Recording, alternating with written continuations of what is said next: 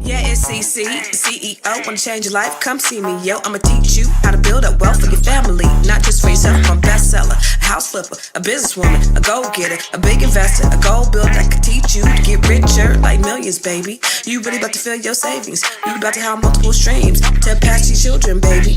Let me teach you to get your credit on track in the long run. You'll make it all back at Catalyst and watch it all psychology black on firm, but we ain't all black. Uh-oh, can you hear me? What's up, everybody? It's your girl, Constance Carter. I am so unprepared. Y'all, I'm just sitting down. What's up? What's up? It's been a few days since I've been on, and I apologize. Listen, y'all, it's been crazy. It's been a crazy couple of days. I haven't even, Lord Jesus. Welcome. It's Tuesday, and it's been a few days since I've been on here. And this morning, y'all don't even know the couple of days I've had, but the Tesla guy just left the house, and so I'm just getting in here. He had to come and give me some new keys because my Tesla keys wasn't working or whatever. And I hate to even say that I got a Tesla because it's about to get sent back. Anyway, what's up, everybody? And so he just left, and so I'm kind of unprepared. I'm not unprepared, but anyway. This week's been crazy. I haven't been on yesterday. I haven't been on in a few days. Take out my gum. I haven't been on in a few days. Yesterday, listen, I still got paint on my arms. Look at. I have been last few days, and we're gonna get right to it. But the last few days, I have been working. I had this harebrained idea Sunday. Hey, why don't I lay my own floors? I had just seen a YouTube of somebody laying their laminate floors, their laminate planks, and I was like, I'm gonna do it.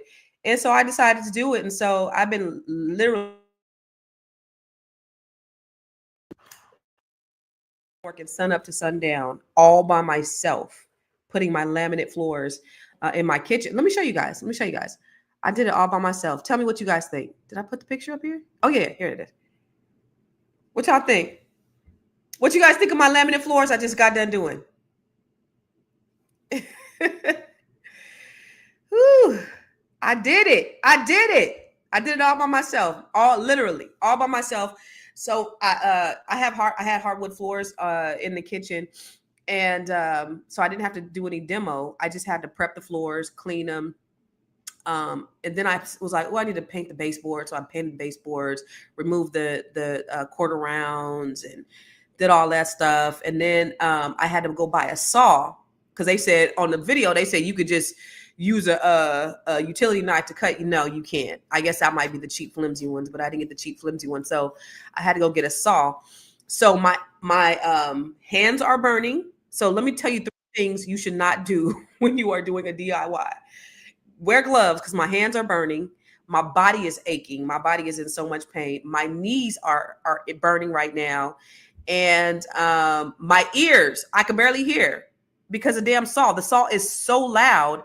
And so I didn't know. I didn't have the sound things, and so I'll never do that again because my ears are ringing right now to this day. And last time I did it yesterday, so all Sunday, all Monday, from sun up to sundown, literally. Sunday 12:30, I was like, I'm gonna do it. I'm gonna get through it. And then I just sat there. I was just like, my body wouldn't move. I couldn't do it. So I went to bed. I didn't even get in the shower that night, y'all. I didn't get in the shower. I just got my dirty ass in the bed, and I slept like this. And then I woke up at 5. So I didn't go to bed until after 1:30, got up at 5 and started again. And all day until about 9:30 last night. Yeah, about 9:30 last night. And I'm still not done. I still have to do some corner work. And then I got to do put some molding up and put the quarter rounds on. But I did that. Y'all want to see it again? I did it all by myself. Nobody helped me. Not even the raggedy ass kids of mine. They didn't help me do nothing. I did all of this. Thank you. So anyway, I didn't get on yesterday because I was doing that. And so how was your weekend? Listen, this is the Grow Your Money podcast. This is where I love to discuss and explore ways that you can grow your money and not blow your money.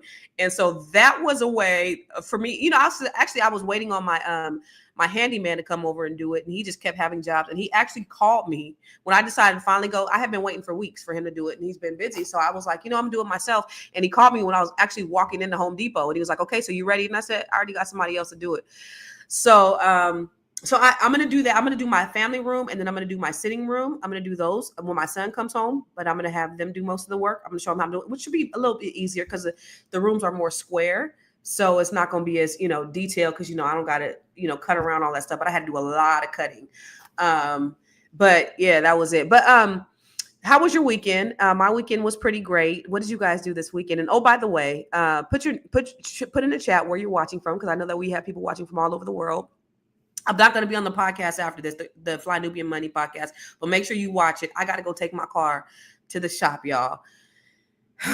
It's crazy. So I won't be on, but what's up, Booker from Fort Worth? Who else is on here with me? I know we always have people watching from all over the world. What's up from South Carolina? What's up, Tamara? Tamara, is it Tamara or Tamara? I have a cousin named Tamara, so I don't know if it's Tamara or Tamara. And if you have a Black-owned business or you know of a Black-owned business, and if I see a little scatterbrain, it's because my ears are ringing. What's up, Karen from the Boogie Down Bronx? I appreciate you guys always being here. Oh, by the way, on Friday, I apologize for Friday. I know I was supposed to. Thank you, Sophia. I know I was supposed to do that training. I totally just blew it because I was supposed to do the Bring Your ID. No. I was supposed to do the Acorns training last Friday. I was supposed to do it the Friday before last. And I double booked it with Melanin Con. So I had to speak at Melanin Con. I don't know if you saw, I was at Melanin Con, which was a great, great conference. I spoke after Dr. Jamal Bryant. I did my thing. Thank you. What's up, everybody? Who was that? Everybody who from California? So everybody loves Juju. Okay. What's up? So I spoke at Melanin Con. So I was going to do the free Acorns training. What's up, Maddie from Palestine? I was going to do the Acorn training last Friday, but then I don't know if you guys know that I teach a real estate mastery training for the B1 for the Black Business School. It's called B1 Real Estate Mastery, and we're getting ready to start a new cohort. I believe in either July or August. We're getting ready to start. It was a year-long cohort. This one is going to be a little bit shorter. It'll be 6 months. But I taught them all kind of investment strategies. We're looking at doing some development projects. And so last Friday, what I didn't realize, again, I double booked myself. I just booked myself. And so I apologize for not showing up to the the Acorns training. What's up, Christina from Tallahassee?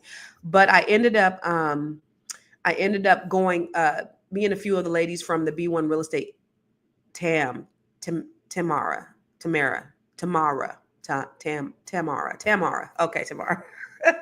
Tamara.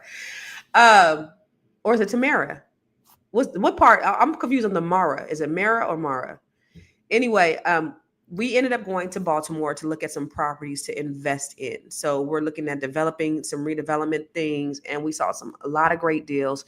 Shout out to the brother. I forget his name. He showed us some properties in Baltimore, but we're looking at doing some investments. Some maybe joint venture partnerships, and some maybe individuals. But if you are interested in real estate investment or real estate development, the B1 Real Estate Mastery training is going to be starting again in a couple of months.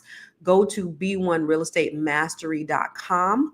But that's what I was doing on Friday, and that's the reason why I totally didn't realize that I had double booked myself. So many apologies to you who signed up for the training.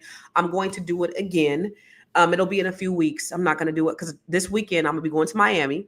I don't know if you guys know, but I'll be going to Miami for the Economic Elevation Summit. I'll be speaking with Dr. Boyce Watkins. What's up, Awa?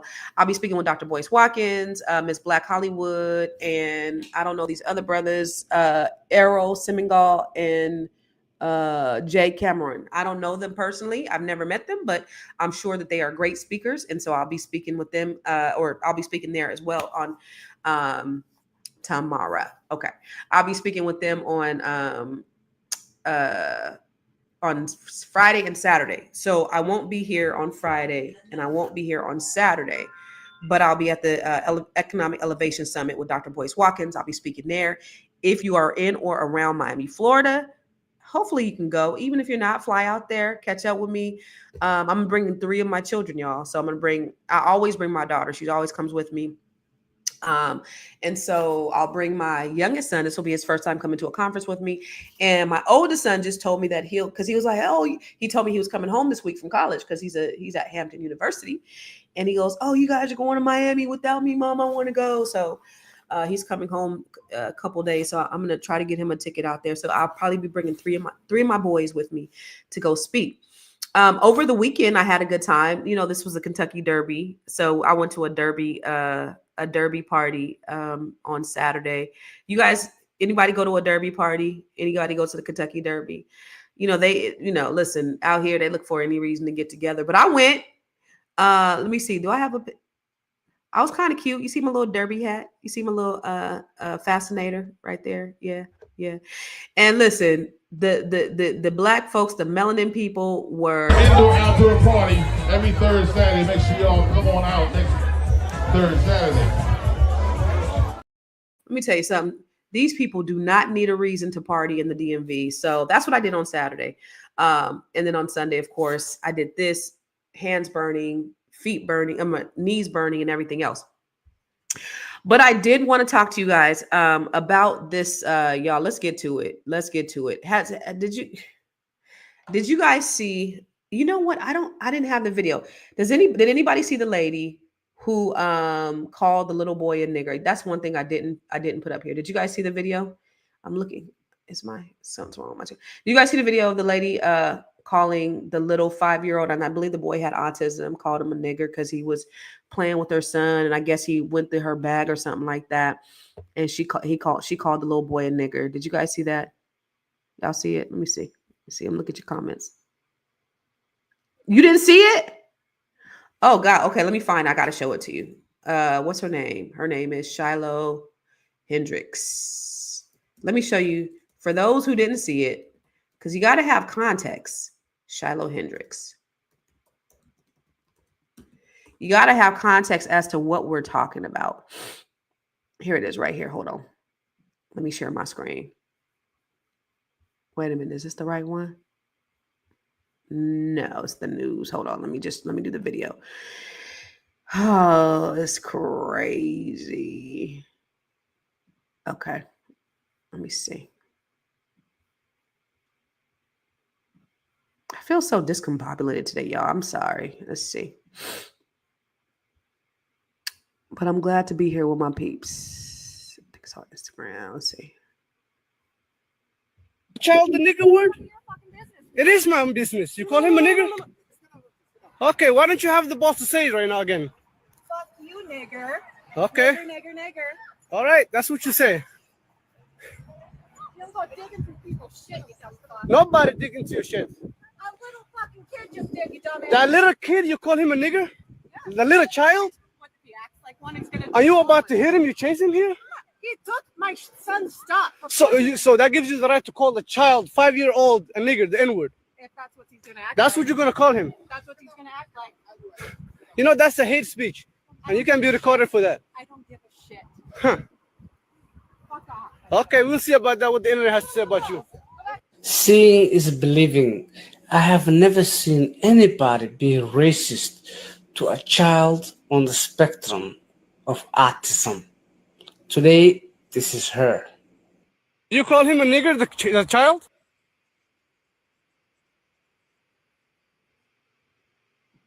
So this is who we're talking about. So they have a whole it's not GoFundMe, it's Go See and something. But people have donated. Let me show you to date how much, because I just looked at it before I got on here. They were almost at 700K. Let's see where they are right now. Give, Send, Grow. This is live. They're at 699,400 No, that was what they were 30 minutes ago. Now she's over 700,000. She's at $704,376. And look at all these anonymous givers. These are your police officers, your fire chiefs, your doctors, your lawyers, your school teachers. These are all these people that are given to this. Yep. That's why they're anonymous. They should stay with their chest out. They should say who they are and, where they from. If you're going to put it out there. Here are a few of the comments. If white people don't stand up for each other, no one will stand up for us. They gave $500,000 to Austin Metcalf's killer. Let's protect a woman who stood up to Somalian pervert. Stretch out your hand from on high. Rescue me. Um, let's see. Where do I even begin? The overwhelming. Oh no. But if any provide for not his own, especially for those ones he denied faith and is worse. This is a Bible verse, and worse than an infidel. Hopefully you can go back to living peacefully as far away from Somalians and basketball Americans as possible. Get them away. Oh, look at this one. This is a clever one. They gave $2,006 for every letter N, I, G, G, E, R. So $2,006 for N, $2,005 for I, $2,004 for G. They gave her $2,000 for every letter of the word nigger. 1, 2, 3, 4, 5, 6, 7 times 2, basically almost $15,000 that she got for calling somebody, a 5-year-old child on the spectrum, the N-word. Yep. So, that's interesting, right? Somalian. I think the little boy was Somalian. Maybe that was his father. I don't know. I don't know. And this is the founder of Give Sin Go. Doesn't he look like a MAGA? Doesn't he look like the guy who wrote 2025 Project 20? He looked like one of them guys in Trump's camp. But he says the platform doesn't pick sides because a lot of people filed a complaint about this. And then let me show you. I was looking at Give Sin because I had not heard of Give Sin Go before. But let's look at their site because I seen. Oh wait, is it this one? Here, let me take this off because I want to show you what they purport their site is about. It's very interesting. Their site about Give Sin Go. I found this very interesting. They're free, blah, blah, blah. Here it goes. The most valuable currency is God's love. Only God can meet the deepest needs of each heart. That's why we're grateful to have individuals and organizations dedicated to praying over our campaigns. We pray for eternal results because those are ultimately the only outcomes that matter. The God we serve will always be bigger than the money. Ladies and gentlemen, these are your evangelical Christians. Also, I'm sure pastors have donated to that. You know, all kinds of people have donated to that. I found that fascinating. But, you know, this is not the first of this situation. You know, they get information. You got to think about all the people who they've supported, who, you know, anything that they do that's anti-Black, there's a reward. Have you noticed that? Have you noticed like Kyle Rittenhouse? He killed 2 people at the Black Lives Matter protests. He raised over $2 million in legal defense funds. And he was praised. Offered internships by conservative lawmakers. He was rebranded as a patriot.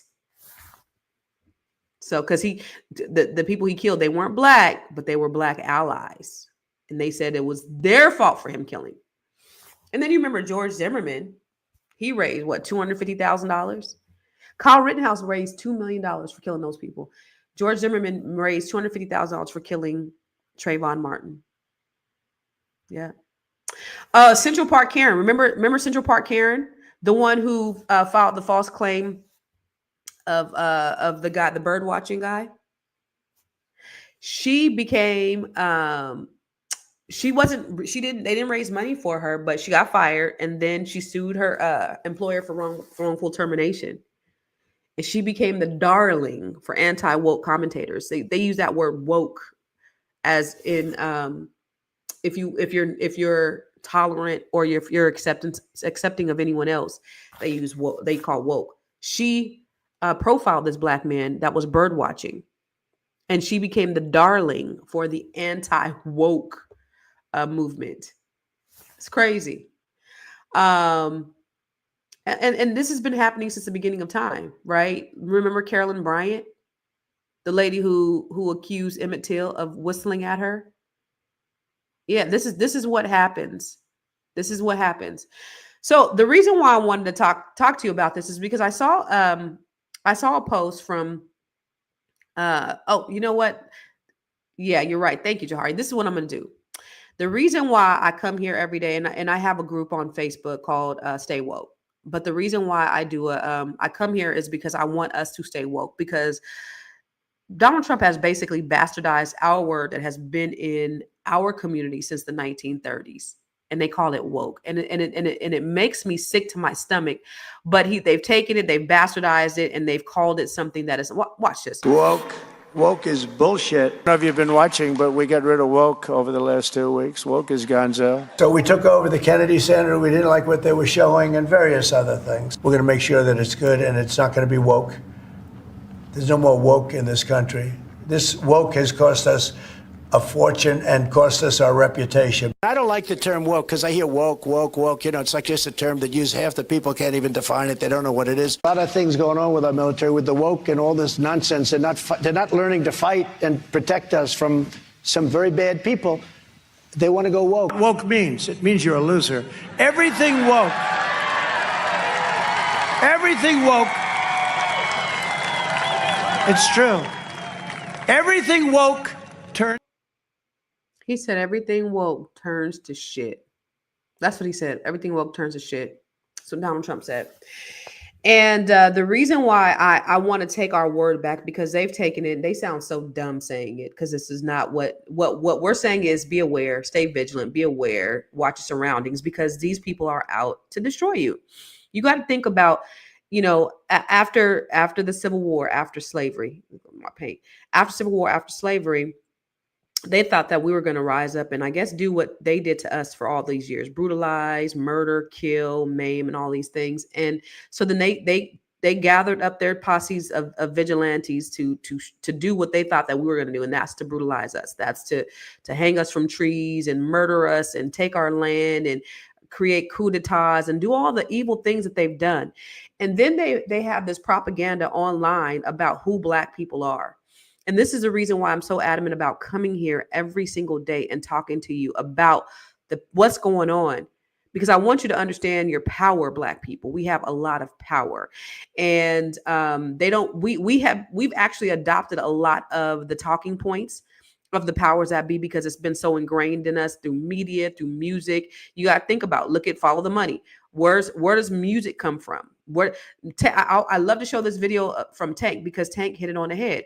The powers that be are in control of everything that goes out to us, to our children. When you think about music, when you think about, you know, after Civil War, what happened? They started burning things down. Then we have the rise of Black leadership, Black unity. So then what happens? COINTELPRO, where they come in and they destroy our communities, right? So you have that. And then after, you know, then they put crack cocaine in our communities. Gary Webb from the San Jose Mercury News discovered, as he was doing some investigative journalism, he discovered that they were putting crack cocaine in the Black community. So what does he do? He reports it. Well, then his reputation is tarnished. They found out that they were putting guns and drugs to fund the Iran-Contra war, right?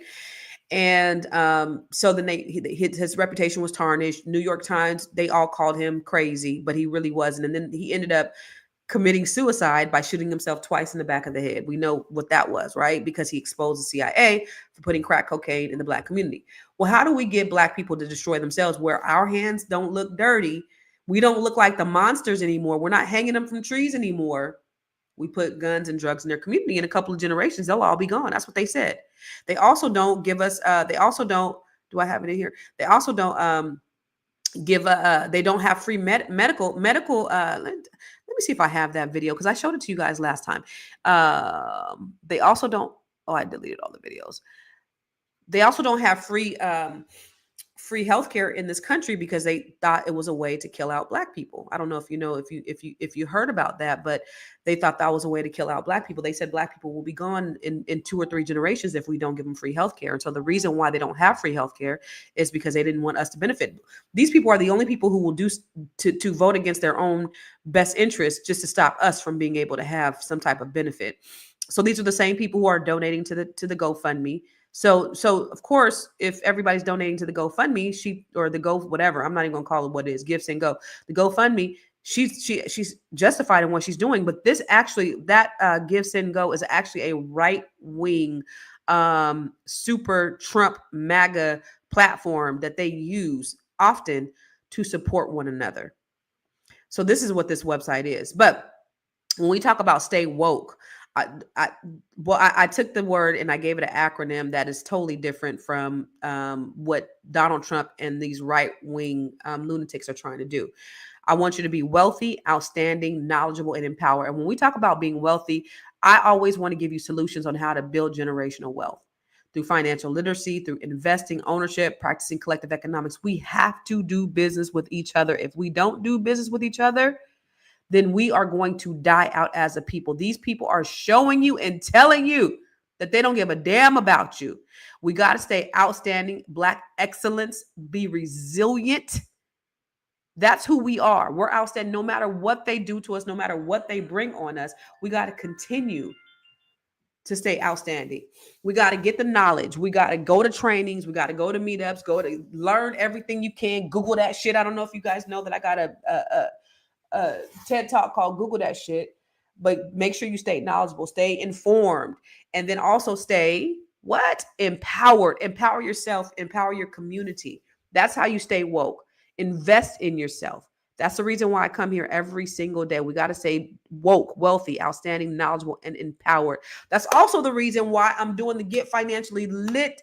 You're on the last one. I'm doing a Get Financially Lit mixer on June 5th. So if you're in around DC, please come out and join us. Yes, Get Financially Lit. I don't know if you guys know April Sampay. Watch this. DC, it's time to get financially lit. Join us Thursday, June 5th at Focus Social Club for a powerful evening of connection, cocktails, and conversation. Meet wealth builders, thought leaders, and game changers ready to pour into you. Live music by the incomparable April Sampay.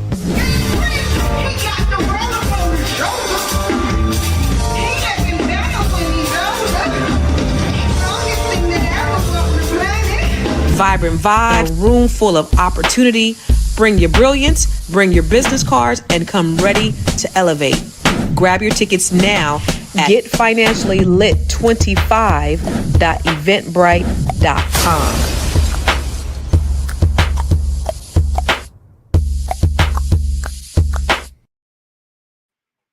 Yes. So if you are in around DC, please make sure that you are you come to the Get Financially Lit. But that's why I do this every single day. So let me just tell you. So you see how they always support their own. Support the young brother who went to jail for killing the other little boy. It was not racial. It was not racially motivated. The white supremacists are trying to make it racially motivated. His father came and said, listen, this was not a racially motivated incident. Don't make my son the face of your racism. We don't want no parts of it. Then they tried to call his father weak because of it. It was two kids getting into an altercation.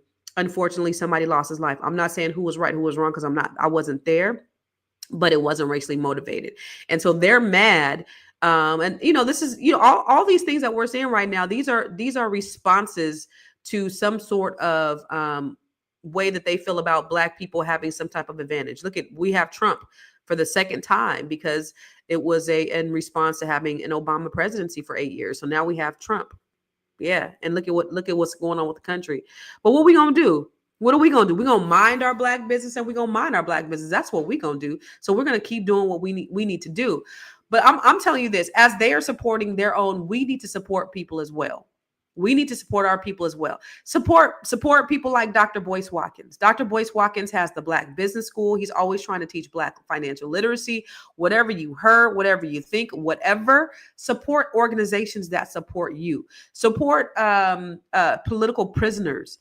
If you see people that, these people, I'm looking at the Give, Send, Go for this lady. So people are, it's just a bunch of people putting a little bit of money in it. Most people are putting $5, $10, $20. There are some people that are doing $20 and $30, but it's just $5, $10, $20.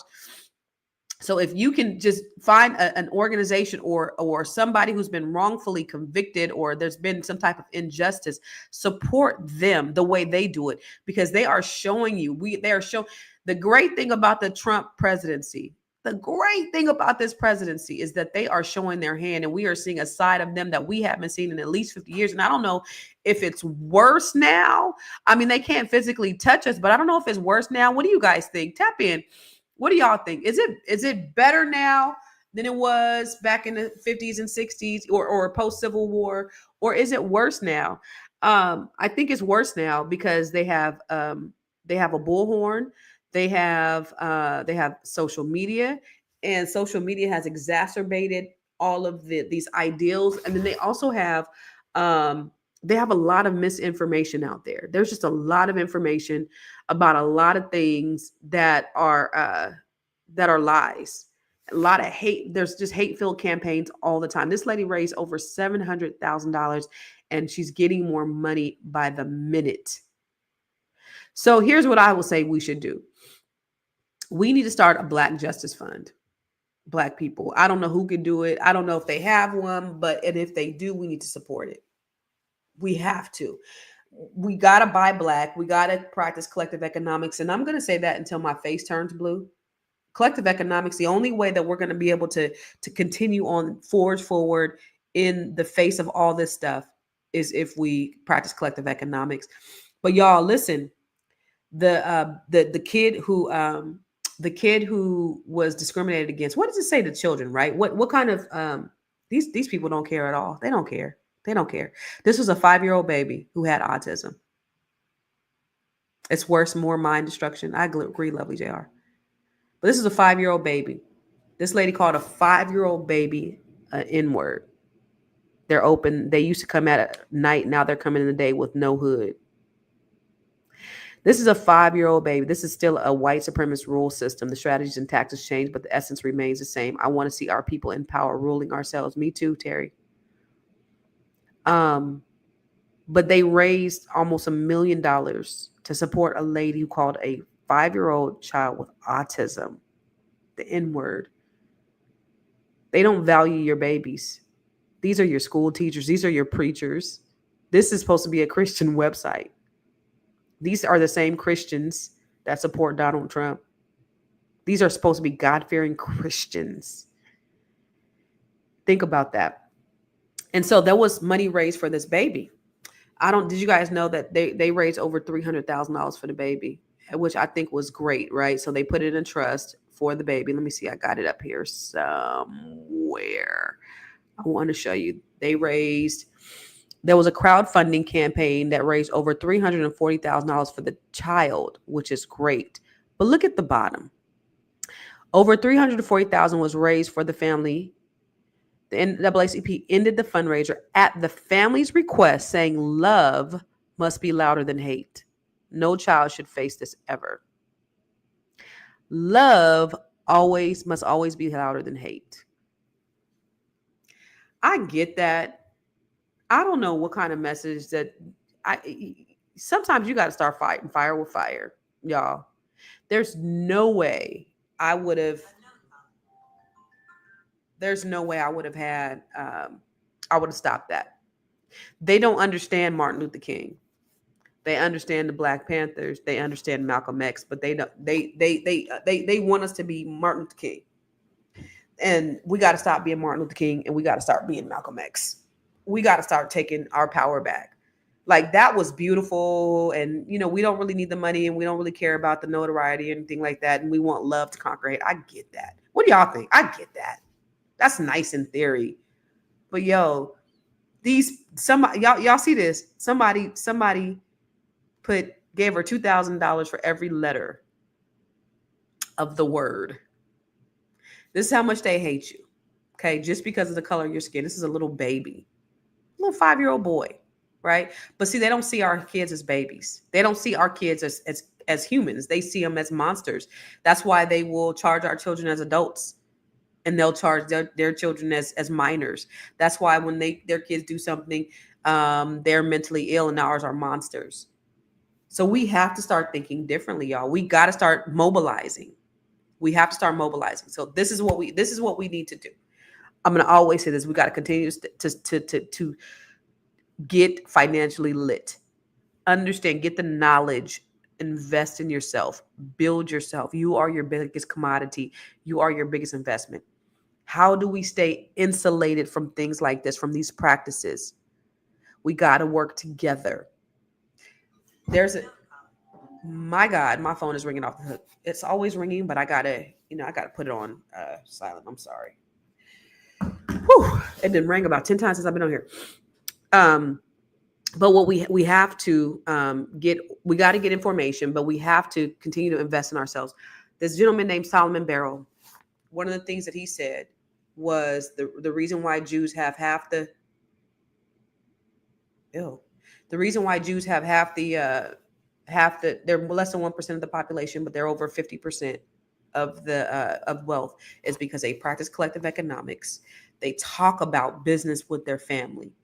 Okay. So these are things that we got to do. We got to start engaging our children in these conversations, engaging our children in the things that matter. It's family, it's love, it's God, but it's also being able to be self-sufficient and independent. Somebody in the comments said, I'll be glad when we have our own everything. It starts right now. Y'all, this is good. This is the best time to be alive. Look at what's going on in Africa. That's what I said on that post. This is the best time to be alive. Burkina Faso, he's out there. Africa is taking their power back. Did you see France said, oh, we don't want to leave Africa yet because they're not ready for us to leave yet because they're so impoverished that what did he say? They're so impoverished that they can't support their own selves right now, something like that. If you would get out of there, they would not be. They would be self-sufficient. You've bankrupted almost that continent that has full of natural resources. But this is what they do. This is the best time to be alive, you guys.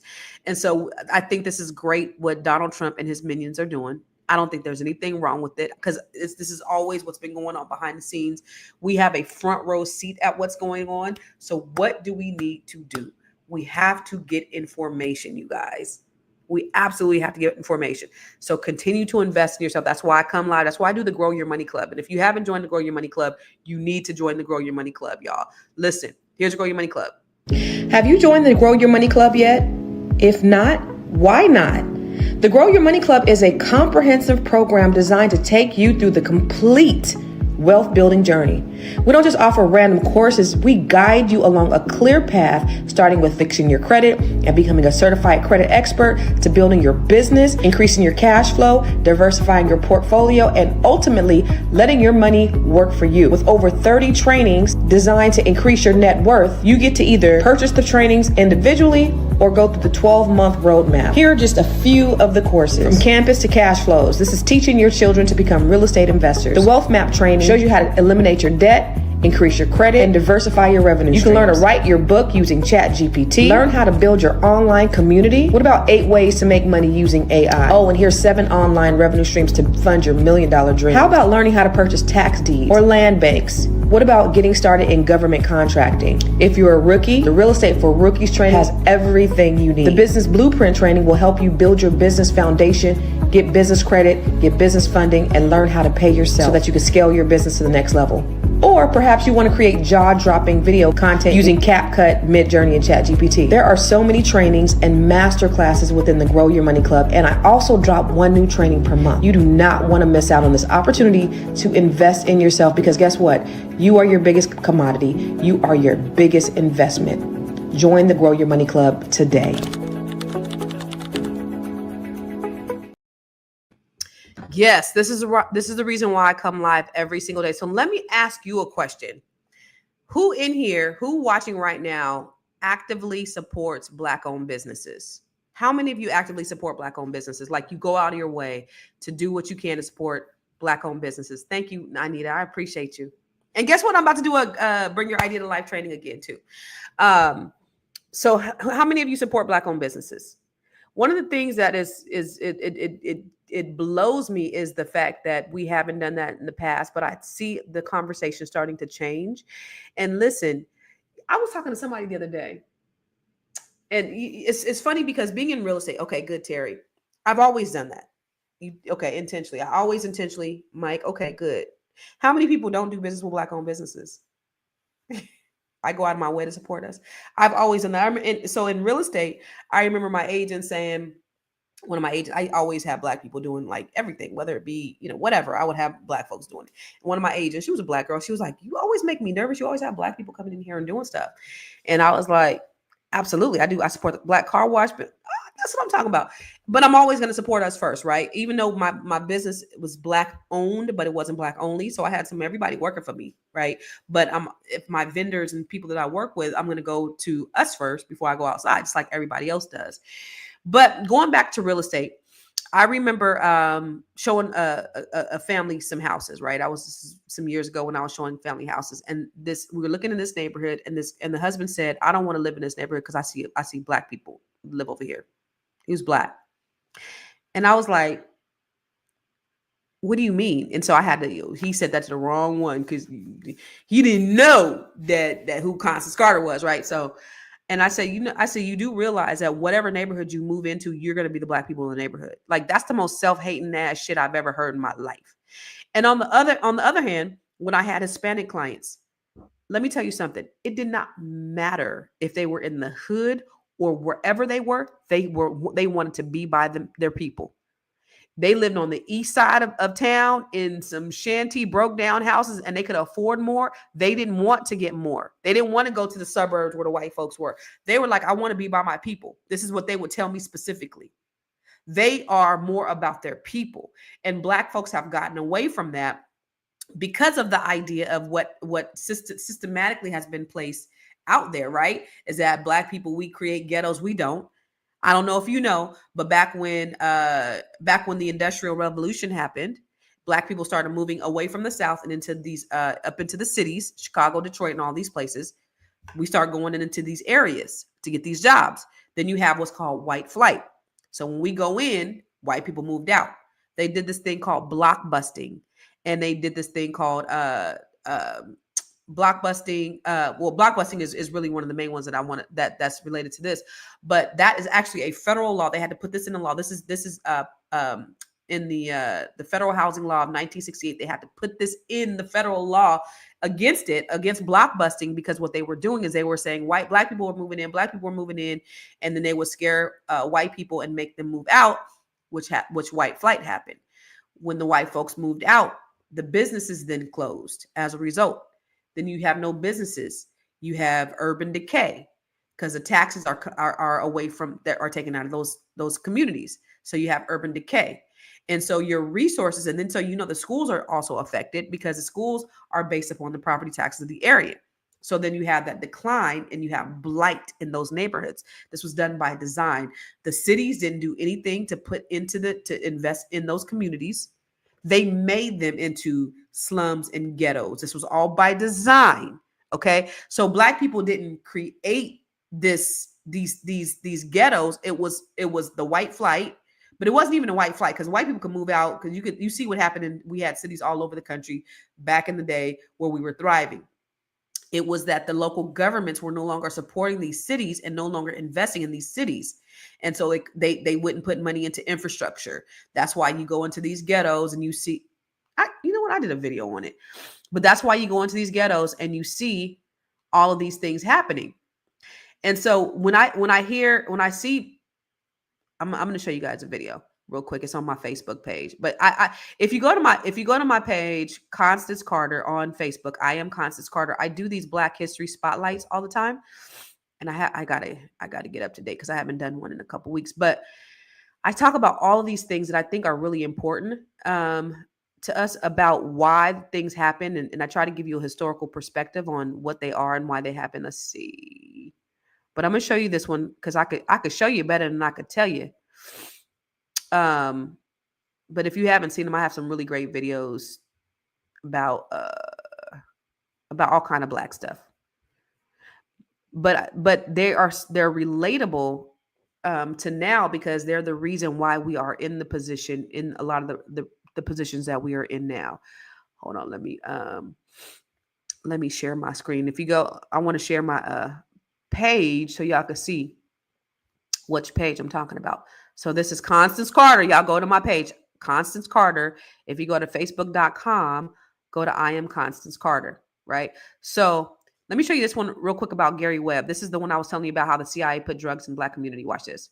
What if I told you that the crack epidemic that devastated the black communities in the 80s wasn't just about drugs, but about a deliberate government involvement, and the man who exposed it ended up dead with 2 gunshot wounds to the back of his head, labeled a suicide. We're going to dive deep into the story that reveals how deeply systematic oppression runs, not just in our streets, but in the highest level of the government. We're talking about Gary Webb. He's the investigative journalist who exposed the CIA's role in funneling crack cocaine in the black communities. His groundbreaking series was called Dark Alliance, and it changed everything. But telling the truth came at a price. Gary Webb wasn't a conspiracy theorist. He was an award-winning investigative journalist working for the San Jose Mercury News. It's my hometown. In 1996, he published a series called Dark Alliance, which uncovered how the CIA was complicit in allowing drug traffickers to flood black neighborhoods with crack cocaine in the 80s. Webb traced the drugs back to the Nicaraguan contrabands who were funded by the CIA during the Cold War. The profits from drug sales in U.S. cities like Los Angeles, Oakland, and D.C. were used to finance covert wars abroad. Meanwhile, black communities bore the brunt of the addiction, the violence, and the rise of mass incarceration. The government was fighting wars overseas while waging a silent one right here at home. Now, after the series was published, Gary Webb's life unraveled. The mainstream media attacked him. Major outlets like the New York Times and the Washington Post discredited his work, not because it was false, but because it hit too close to the truth. He was then blackballed from journalism. He lost his job and he faced relentless character assassination. In 2004, Gary Webb was found dead with 2 gunshot wounds to the back of the head, ruled a suicide. Now you tell me, how does somebody shoot himself twice in the back of the head? This wasn't just about drugs. It was about a systematic destruction of black communities through 1, addiction. The crack epidemic tore families apart, creating generational trauma. 2, mass incarceration. This so-called war on drugs, it led to harsh sentencing laws, disproportionately targeting black men and women. And number 3, economic disparity, where communities were destabilized, businesses collapsed, and opportunities disappeared. Even today, the effects linger in the form of over-policing, underfunded neighborhoods, and the stigma surrounding addictions in black spaces. Now, Gary Webb tried to expose the truth, and he paid the ultimate price. But his story didn't die with him. So it's up to us to keep it alive. So if you learned something new today, drop a black fist in the comments and share it. See that? So that's not the one I wanted to show you, though. This is the one I was just talking about, white flight. You ever wonder why so many inner cities across America look the way they do today? It wasn't by accident. It was actually the result of policies, prejudice, and profits. Today, we are unpacking the history of urban decay and white flight and how they reshaped black communities forever. Now, when you look at abandoned buildings, struggling schools, and underfunded communities, it's easy to think it just happened, but it didn't. It was all part of a long history of systematic decisions that moved wealth out of black communities while trapping black families in cycles of poverty. Let's talk about the roots of urban decay post-World War II. Now, after World War II, America experienced an economic boom, but while the suburbs were thriving, inner cities began to decline. Why? Because of intentional policies. From the 1930s to the 1960s, the federal government literally drew red lines around black neighborhoods, marking them as high risks for home loans. Now, this made it nearly impossible for black families to buy homes, build wealth, or access to credit. This is redlining. Now, let's talk about the GI Bill. While it helped many white veterans buy homes and go to college, black veterans were often denied these benefits due to discrimination at the local level. Now let's talk about discriminatory housing practices. Racial covenants in housing deeds legally prevented black families from buying homes in certain neighborhoods. Real estate agents engaged in blockbusting, convincing white homeowners to sell cheap by stoking fear that black families would move in. Urban decay wasn't the result of bad luck. It was the result of bad policy. Now, from the 1950s to the 1960s, as the civil rights movement pushed for integration, white flight was accelerated. White families fled cities like Detroit, Chicago, and Philadelphia for newly developed all-white suburbs. They took with them the tax dollars, investments, and political power, leaving urban centers starved for resources. Meanwhile, Black families were often trapped in these neighborhoods because of discriminatory housing practices and lack of economic mobility. And what happened to the neighborhoods? The schools deteriorated because they were funded by local property taxes, which disappeared with white flight. Businesses closed, jobs vanished, and public services declined. This created the urban decay we see today, decades in the making. Now, the legacy of urban decay and white flight is still visible today. We have underfunded schools. Majority Black districts receive less funding than white suburban districts. We have generational wealth gaps. Black families were locked out of home ownership, the primary source of wealth in America. And then we have gentrification. Now that urban land is valuable again, Black communities are being displaced by the very system that once abandoned. History didn't just happen back then. It's happening right now. Urban decay and white flight weren't accidents.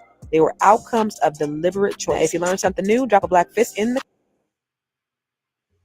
This is why I come live every single day. This is what I live. This is what I live and breathe. And I'm so grateful to God that I've had, a level of success. I built the largest Black-owned real estate firm in California. I invest in cannabis, real estate. I have these books behind me. Like I'm not like I know a couple of things. And so I've been able to help so many people. I've helped, my agents build 6-figure careers. I help Black women build their net worth to over 7 figures. Like this is I live and breathe this every single day. And so that's the reason, that's why I'm so passionate about it, because I see. And I think, it's like the blinders are falling off of people's eyes. And it's also it's like blinders are being put on other people's eyes. People are being indoctrinated with the nonsense about who we are. But I know who we are. I know who you are. And if you know any Black women, if you know a Black woman who's interested in building her net worth to over 7 figures, have them reach out to me. Go to net7bbs.com. I'm interviewing women for the Net 7 Collective. That's my passion project. It's what I do. I have a real estate company called Catalyst Real Estate Professionals. We're licensed in California, DC, Maryland, and Virginia. I help homeowners build wealth, because the number one way to building wealth is through real estate. The number one wealth builder. 90% of wealth is passed generationally, intergenerationally. 80% is built through real estate. So my goal, everything I do, in the Net 7 Collective with the women, we wrote a book called Unbreakable. I'm trying to encourage you, motivate you, uplift you. That's my passion. I have a book on credit. I want what's our pain? What's Black people's pain? Our credit's fucked up. So I wrote a book about it. Want to hear it? Here it go. Look at the reviews on Amazon. People literally said, this book saved my life. They didn't say changed my life. They said saved my life. My book saved your life? What? Somebody on here on the podcast said I helped them make $2 million. I live and breathe this every single day. That's why I come here every day, because I see what they're doing. I want us to wake up. And I believe this is the best time for us to be alive, y'all. This is the best time in life. Let's take full advantage. Let's mind our Black-owned businesses, and let's mind our Black business. And I was talking about that on the podcast the other day, and I even made a shirt. We minding our Black businesses, and we're minding our Black businesses. Coffee mugs, hoodies, everything. Because this is what we have to do right now. Go to if you want a shirt, go to conversationtees.com. But this is what we got, and it's a really quality. That hoodie is everything. But this is what we have to do today: is we have to mind our Black business, and we have to mind our Black business. We have to stop being dependent upon them. First thing Donald Trump did when he got in office is he fired that white woman for DEI. The white people, 90%, 80% of white women voted for him. First person he fired was that white admiral in the military. First person he fired. Then he went after government employees. You know why? Because 80% of the people in the district in the DMV work for the federal government. So you know who was disproportionately affected? People who look like you. They are erasing Black history. Y'all, who is it? Ron DeSantis, Greg Abbott. They're banning books. They're attacking DEI programs, diversity programs, and they're trying to erase Black history. And they are raising millions of dollars in campaign funds because of their dog whistling. They're gaining national attention for these very reasons. There is a personal attack against you. The erasure of Black excellence and pain is not just political. It's profitable. They are doing this by design. So I appreciate y'all listening to me, but more importantly, I don't want you just to be hearers of the word. I want you to be doers of the word. So anything that I'm doing, y'all, if you are a business owner, I'm doing another Bring Your Idea to Life. I know Anita was in the last one. JR, you guys could take it again. It's going to be a 6-hour training all day long. If you want to take your idea and you want to go from ideation to monetization, I'm doing another one. I'm doing another one for you guys. I did one in March. No, I did one in March and I did one in February. They were both really great. Let me see. Do I have a video in here about it? I didn't prepare. Do I have a video in here about the Bring Your Idea to Life? Oh, yeah, here goes one. The Bring Your Idea to Life training was originally a 2-day training. Some of the students had an idea in their mind. They weren't sure what they wanted to do. They had a business that they wanted to really get off the ground, or they had a business that they wanted to scale and grow. Don't listen to me. Listen to what they had to say about their experience in the training. I came with just an idea. I really didn't know how or what to do. I walked away with not only knowing what I came in with, but what I was able to accomplish while I'm here in my next steps. It really take me out of my comfort zone. Although I have all these passion about specifically something that I wanted to create, I didn't know where to go. And this training actually helped me to take whatever was in my head, put it on paper, force me to do what I didn't expect I was gonna do. I thought I was just gonna come and just follow a lecture. I didn't know I was gonna do step by step, and at the end of it, create something that I could actually start working on. This workshop has been really, informative and transformational. It's not just informational; it has actionable steps that you can do. And like throughout this whole workshop, Constance always see where we were at, asking like, why would we buy, helping us crystallize our offer, helping us, have more clarity and be able to articulate our offering and our vision and what we can, provide. And, I recommend this workshop. It's really, it has been transformational, and I'm thankful for signing up. So listen, seating is limited because I can only take so many people in this training with me by myself. However, I want to help you get from ideation to manifestation to monetization. So you need to sign up for the training and let's bring your idea to life. Oh, that's not the website. I got to put it on that website. But I put it on thinkbuildmonetize.com. So I just put that together like right before this morning, right before I got on, because I'm always everything I do, I'm always trying to figure out solutions to help people who look like you. I'm always, that's my mission in life. And so I'm always thinking, okay, what can I do? What can I do? What can I do to help? And so the purpose of this training is I want you guys to be self-sufficient and independent. I don't want you guys to be having to depend on the man. See things like this that happen. First people, they go, look, I still got pain on my hands. If y'all don't know, look, I'm distracted as shit, but last 2 days I've been doing this. I put my floor down in my kitchen myself. Anyways, I'm always thinking of ways that I can help you to better yourself. So I put together the Bring Your Idea to Life. And the reason why I did that, and go to thinkbuildmonetize.com. Thank you. It's going to be in 2 weeks. I only have room for, 20 people maybe, because this is a hands-on workshop where I help you walk through the steps. If you have an idea, I help you take your idea from ideation to monetization. Okay. So we're going to go from your idea, manifest it, and monetize it. And so I take you through the roadmap. How do you do that? How do you get from point A to point B? But then how do you articulate it? How do you articulate the value of your brand, of your business? How do you articulate that? So I help you to be able to do that, because when you understand what your value is, you're able to articulate, explain it to other people. Then other people understand your value, right? How do you come to the conclusion that what you have is necessary? How do I know that what I have will even work? How do I identify that? Who's my target audience? Who's my market? What marketing strategies can I use? How do I get there? How do I arrive at that place? We go through all of that in the 6-hour bootcamp. So this is specifically for you. Go to thinkbuildmonetize.com. I promise you, this is on the 24th. Now I had to look at my calendar because this is outside season 2. And I had to make sure that it wasn't a day I was going to be outside. And if it is, I'm going to be inside training you.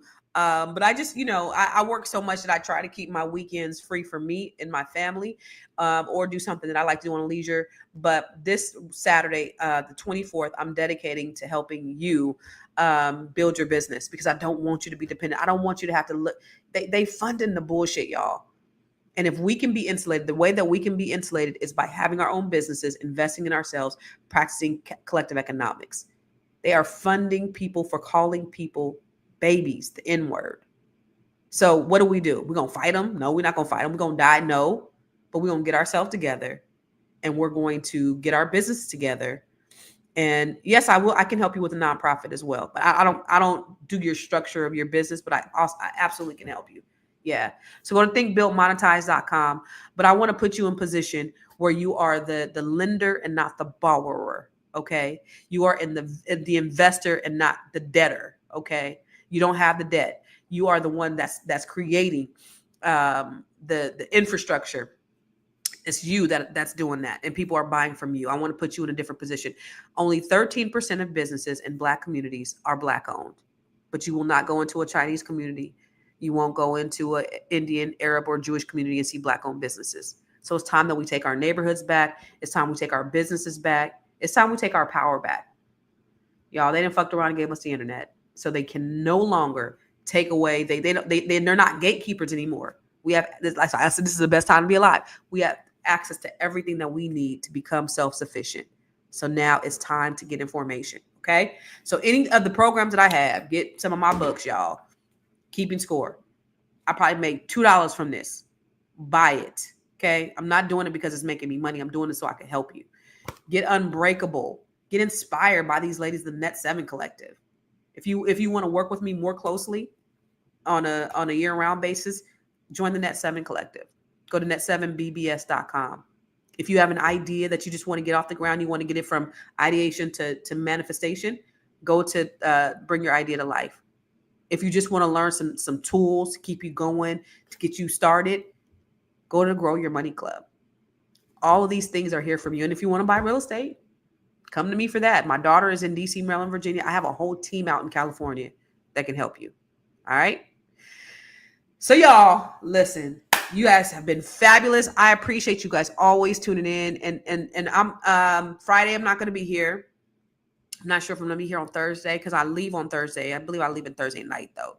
But Friday, I'm not going to be here. I'll be at the Elevation Summit with Dr. Boyce Watkins and Miss Black Hollywood, the Economic Elevation Summit. And I'm going to teach you how to grow your money and not blow your money. That's what we're going to talk about. And then don't forget, if you're in around DC, go to the get your tickets for the Get Financially Lit Mixer. But we're doing a lot of things in addition to me trying to fix up my house because I bought a fixer-upper, y'all. I bought a fixer-upper. So there's a lot of stuff I got to do. And I'm doing it myself. My hands are burning. My knees are burning. I don't know if y'all seen, but I was out there putting my house together yesterday. And it's just going to be in a disarray until next week because I'm not going to do anything else until next week. But I love y'all, and I'll see you tomorrow. Same bad time, same. I don't have a word to go for you, but I'll just see you tomorrow. Same bad time, same bad channel. You know I appreciate you. I love you. I'll see you tomorrow.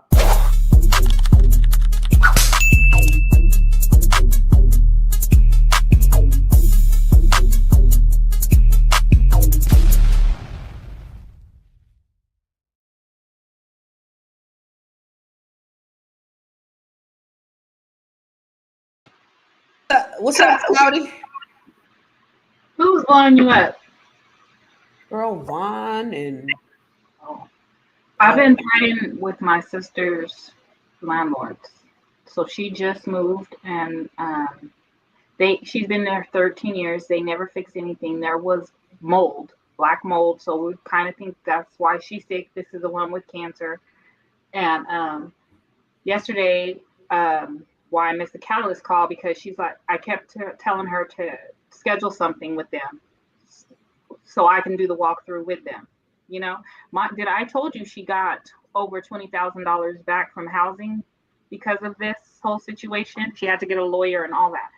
So she called, like they just popped up. She was still moving out right? They kept calling her, we want to see the property, whatever. They always would come sit in the house. So anyway, I got there, they were there already, and I was like, well, Has she called fair housing? She's on Section 8. And Has she called fair housing? She has a lawyer through them. Yes. But I told them yesterday, and I'm like, this is not fair housing. And the daughter was trying to give me shit. The dad was like, if I get a property manager, it's you. I want to talk to you about that because I went over there like, no.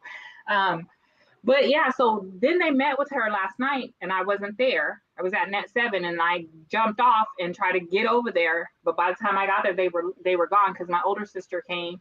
And they were like trying to make her responsible for the pocket door. They've never fixed anything. There's a water leak. The plumber would come and say, you need to change the valve. They never fixed that. There was plumbing issues under the carpet, under the floor. It's been an issue. Like there's black mold. They never updated the windows, nothing. And they were trying to make her responsible for ceiling fans. I'm like, when she reported to you guys that the ceiling fans were broke, you guys put that dome out there. And now, the tile and the countertops are breaking off. It's just horrible. And they're trying to charge her. And no, call fair housing. Yeah. And then they were like, well, we'll have Section 8 go through it. And me was like, please do. And I said, yeah. And if they do want to try to sue, because they know that she got a lump sum of cash. No, she can sue them, especially if there's black mold in the house. You need to, she already moved out. Yeah, but the plumber already said that they kept just putting a board over it. So in February, when she said something to them, they went ahead and fixed it in the kitchen. But I'm sure it's everywhere else. So she should have had an inspection before she moved out.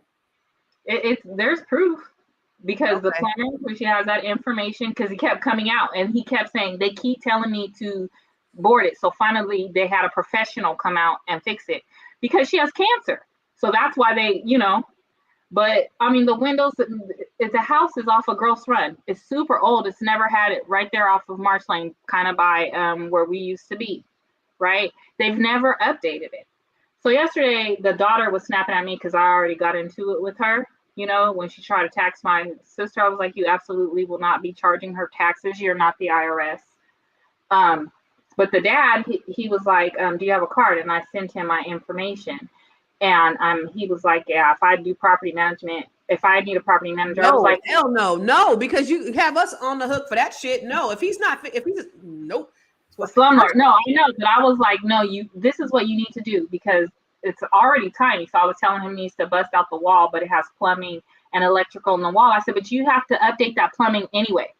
Like, that's what I kept trying to get to him because the carpet is so underneath because there was a plumbing issue. She didn't have water for 2 weeks. She had to stay with me because they would not fix the plumbing in the bathroom, all that. The plumber kept coming out like it's old pipes. Like they couldn't have a garbage disposal and a dishwasher. No. No. That's fair housing. So she's not fixing that. He was like the doors, the shower. She was like, you never upgraded anything. If you lived here, you would have upgraded the property. I said, my house is 20 years old and it has updated pipes.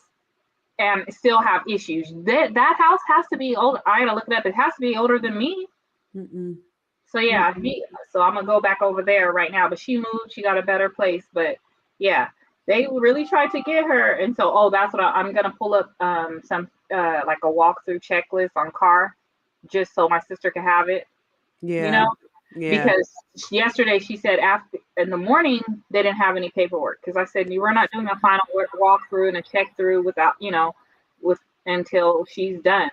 And they showed up there after 4 and was like, my sister said she had a stack of papers and a pen, but when me and Keisha told her that I wasn't paying for anything, she didn't have me sign anything. I said, yeah, she was trying to get you on the hook.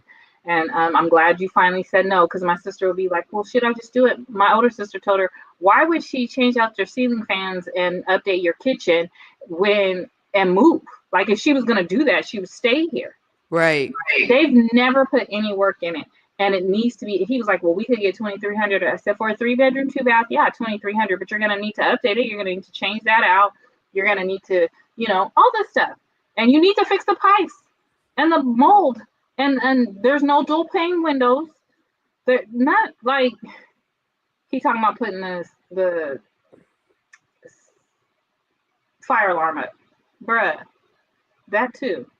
That's crazy. Yes. I said this is why a lot of people rent, because they don't want to be responsible for these things, and you don't try to make her responsible, and it's not her responsibility. You should have been doing the updates when she was complaining to you about it. Now Right. your long-term tenant, your guaranteed money has moved. Mm-mm. So yeah. Mm-mm. Well, I mean, if they would have kept it up, I mean, you know, on my properties, I have home warranties on all of them. I kept telling them all this time, whenever she would call them and say the plumbing is broke and something is broke, because it was always a plumbing issue, right? The toilet, the bathtub, the sink in the kitchen, the ice maker. And she got an ice maker, a refrigerator ice maker. There wasn't enough plumbing for that. You know, I kept saying, why don't they just get a home warranty? I talked to him myself. I said, Tony, why don't you just get a home warranty? Then anytime anyone your tenant calls, says there's an issue, you just pay a fee and they go out there and fix it. You don't have to come try to do it yourself. Right. All of that. And that house is so old and they've kept it in the family. There's equity on that shit. Don't play with me. Right. Take some money out and update. The kitchen is this big. Literally. Well, luckily she's out of there. Yeah. Well, I want to tell him today, if I want to tell him I know an investor. Sell that shit. You don't want to upkeep it. You're trying to get your Section 8 housing tenant to update it for you. Like, sell that shit. I got an investor right now. Right. Absolutely. Shit. Absolutely right now. I took my Porter off the market, and then now I'm mad because I asked dude, and I wouldn't have taken it off the market had he, because I asked him, I said, how long does it have to be off the market before I could take equity out? He said, oh, it just got to be off the market. It don't got to be a time.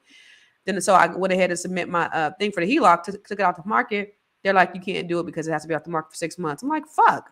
6 months? I thought they were going to say 30 days. 6 months. So now I have to, and I just told the tenants, I took the house off the market, and they're like, oh my God, thank you so much.